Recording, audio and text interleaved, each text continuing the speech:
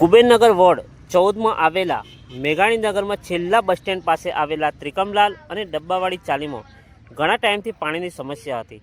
ચાલીમાં વર્ષો પહેલાંની જૂની લાઇનથી પાણી ચાલીમાં પૂરતું મળતું ન હતું અને વર્ષો પહેલાંની જૂની લાઇન બદલવાની અહીંના રહીશોની માંગ હતી।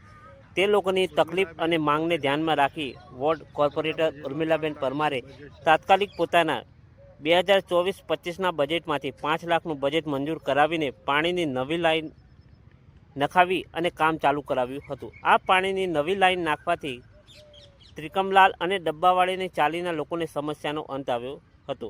આ સમગ્ર કામગીરીમાં વોર્ડના કોર્પોરેટર ઉર્મિલાબેન પરમાર, વોર્ડ અધિકારીઓ અને સામાજિક આગેવાન જેઠાભાઈ પરમાર હાજર રહ્યા હતા।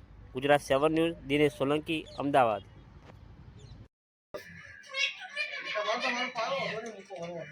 જો એન થઈ ગયા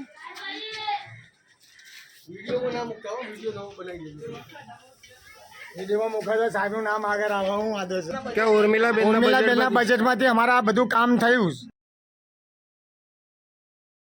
બરાબર। આ જેઠાભાઈની હાજરીમાં કામ થયું।